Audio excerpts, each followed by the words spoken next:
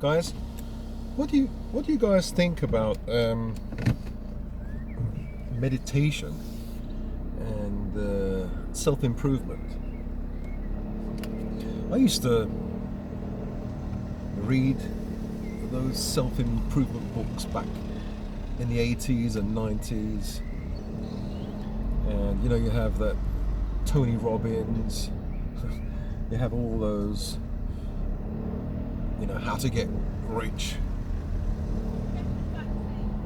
books, affirmations, things like that, goal setting, how to find your purpose in life, all the various self-help gurus and their audiobooks, their courses, and I seem to be going in circles all the time. You keep having to buy another book, another course, and you never get anywhere. And I think I know why. After so many years, I've realized why. And it took a long time for me. Maybe I'm a slow learner. It takes a long time for me to understand things. And I've realized why. And I'll just tell you. The reason I think is that self-improvement tippy-toes around the outside of the problem. Whereas if you meditate, you go to the center. You go to the source of the problem, or the source, full stop. So, for example, you can read a book about, public speaking, or how to conquer shyness, or be a better wife or husband, or a better friend, or how to make money, how to goal set, and these kind of titles, these kind of subjects, these kind of books, audio books, and they're all great. They're really good books. But the thing is, if you don't have the center, your core, or the source, if you're not still, then you can forget about all those things. Or at least, I'm not saying you can, but at least that was the case for me. And it probably is the case for many people, not for everybody. Some people can actually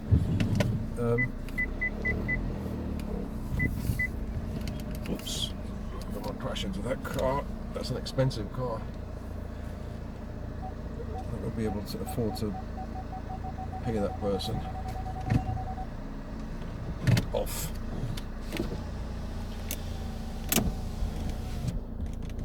So what was I saying? Hang on. So imagine, the way I see it is, you have self-improvement here, self-improvement book here, all these books here, and the subject, this is your life or your problems, and they tippy-toe around your problems. They peck. Imagine it's a massive Easter egg, and they peck outside, and they don't have enough strength to actually break through. Whereas when you meditate, it's like boring a hole into that, not here, but into that Easter egg with a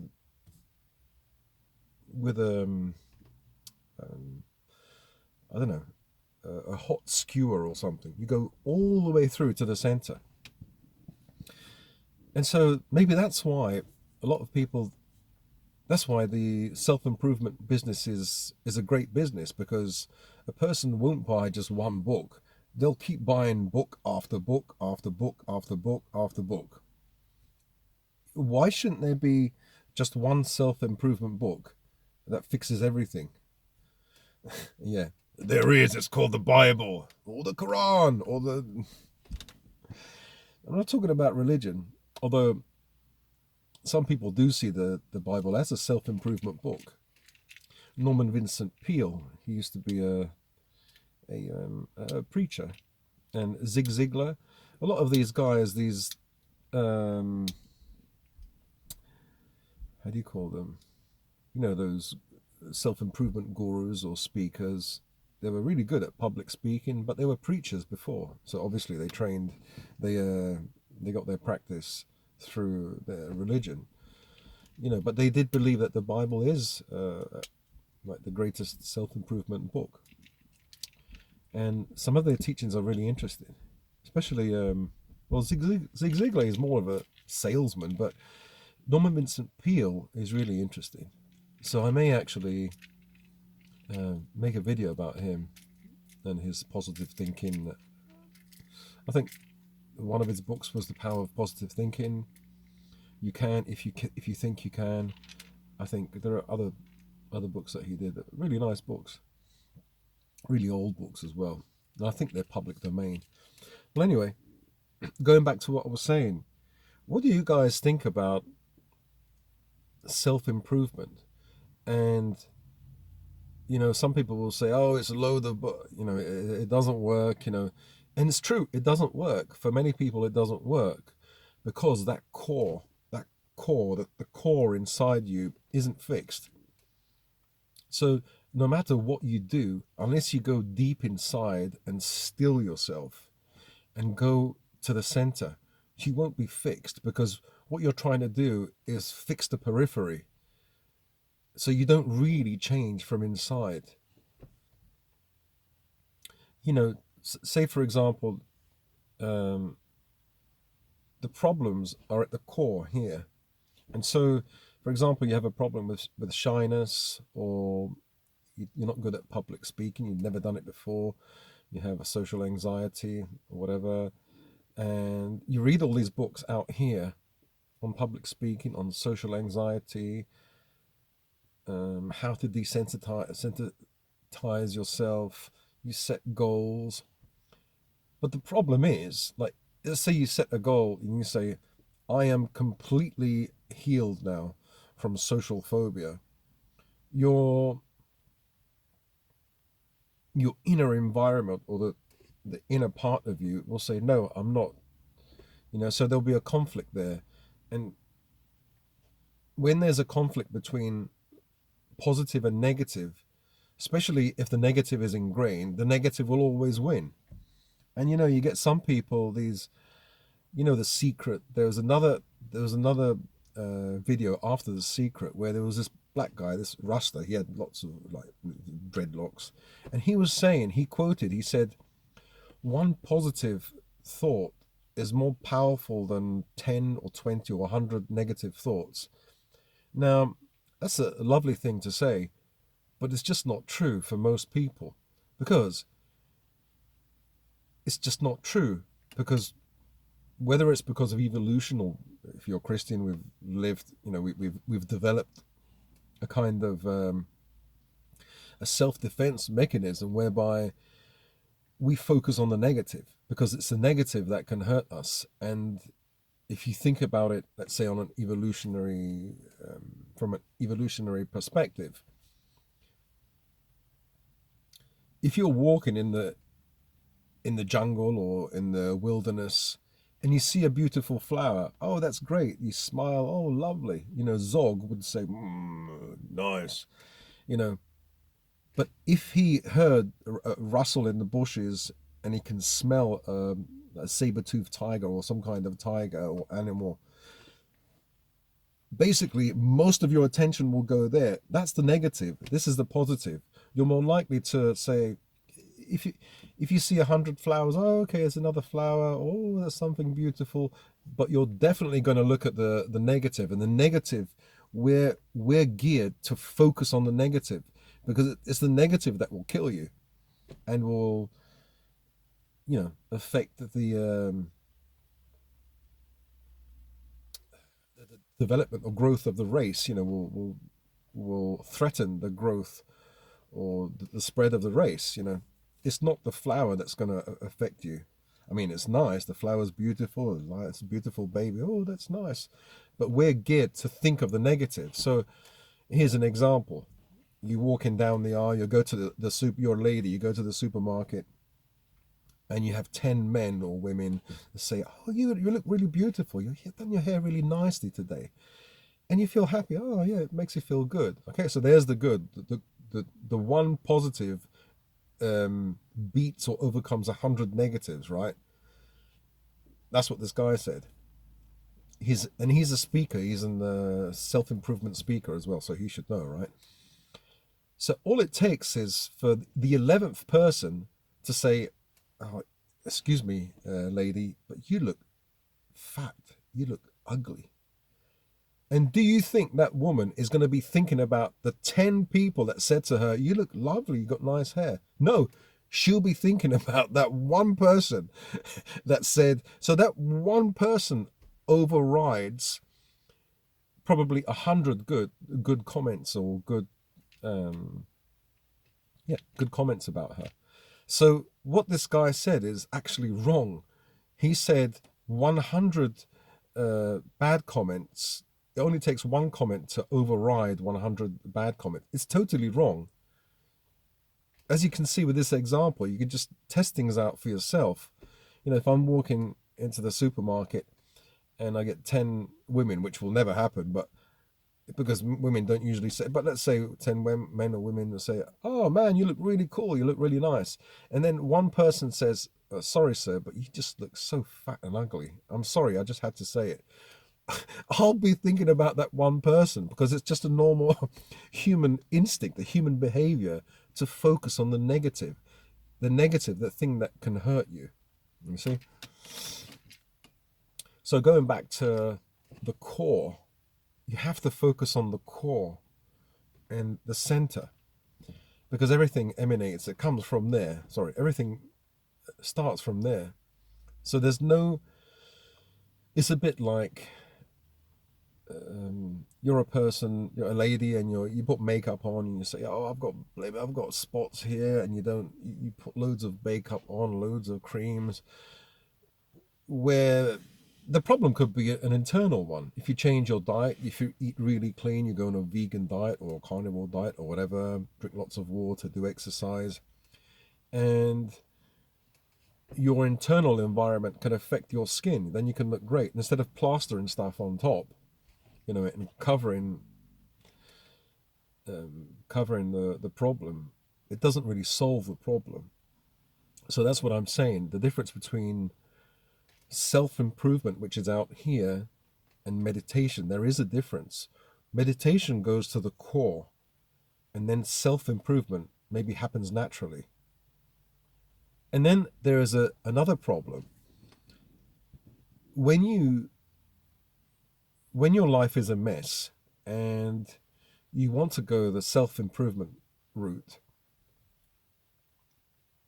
and you make goals, who's making those goals? The person that is messed up, the person that has made so many mistakes, or the person that is a failure, the person, you know, so this person, it's like the blind leading the blind, like the part of you or the core or the higher self or whatever doesn't get a say. So this person, this monkey mind inside you, the person that is always making mistakes, that person is also making mistakes when it comes to creating goals. That person thinks, yeah, I want to, okay, I had a divorce. I want a better wife. I want a bigger house. I want a redder Ferrari. You know, that will fix my problems. It won't fix your problems because the person who is not a failure, the person who is wrong is steering the ship. And that person will always make the wrong goals and the wrong decisions. So it's like you have, I don't know, a burglar comes into your house, into a business, let's say, and starts making all the decisions, becomes the CEO. He doesn't know what he's doing, and he's making mistakes, and the ship is going to sink basically because that person is ill-equipped. So the person that is creating these goals and buying these books um,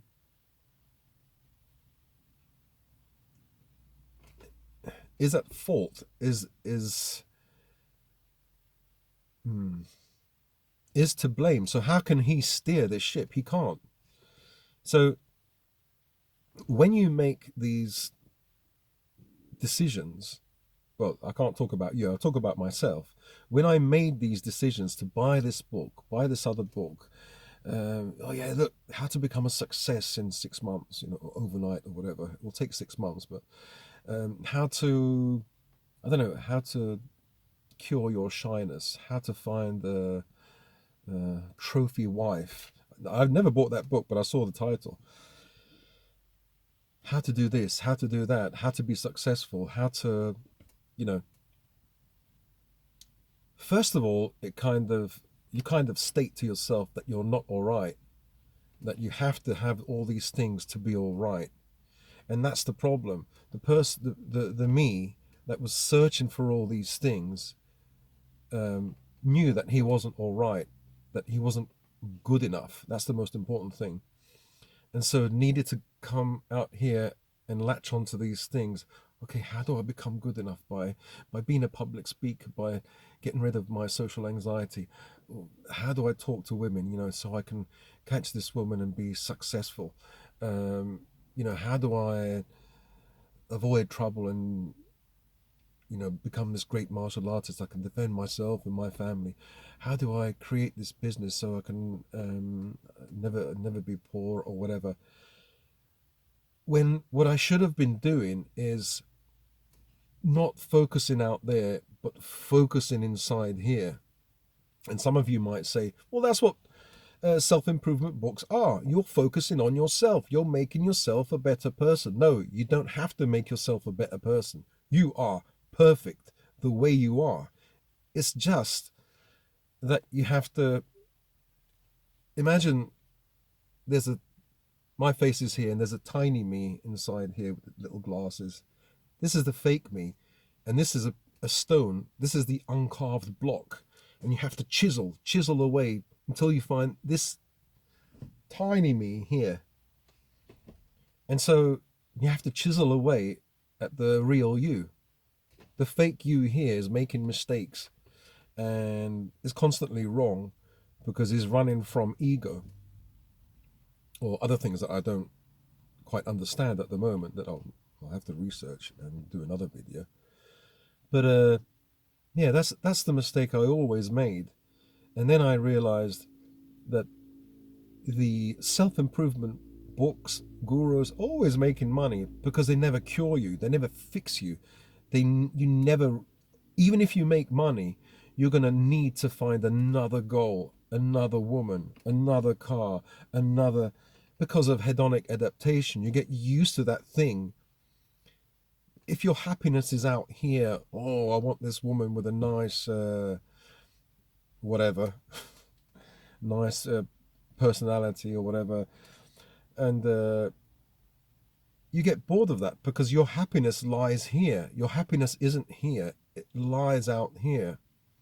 So you realize that you've been deceived. You've deceived yourself, and these gurus have deceived you, because once you reach the goal, you're happy for a short period of time, but then the happiness, because of hedonic adaptation, goes. It's not real happiness. So I think the answer is to work on yourself. And the way you work on yourself is to meditate. And meditation helps you to get rid of all these chattering thoughts and still your mind, still yourself. And I can talk about that more in another video. But I haven't really, although I talk about this, I've been so busy, and it's a long time that I haven't meditated properly, for hours and hours. And this is what I want to do when I go and live in the woods, in the hut, in the countryside. I want to go into myself more. It's difficult at the moment with so many things to do and so much stress. But anyway, that's just a video explaining my ideas on meditation, versus self-improvement. Self-improvement, goal setting, affirmations, all this kind of stuff here. It seems like you're busy doing something, but really you're doing nothing internally. Meditation is where it's at, where you actually remold yourself from within and get to the real you. And then you don't need all this, well, you might not need so much of this stuff. Anyway, I'm tired now. Speak to you guys in another video. Spiral upwards. Remember, love yourself first. Baby yourself. That's a good idea. Make yourself a nice hot chamomile, nice hot bath, and just chill out. Stay in that bath for about an hour until all your fingers and toes crinkle up like those crinkle cut chips, like prunes. No, sorry. Was it raisins? Yeah. And yeah, chill out, do some meditation, some relaxation, and treat yourself well. You know, you deserve it. Love each other. Of course, love God. Love God. And see you in the next video. Bye.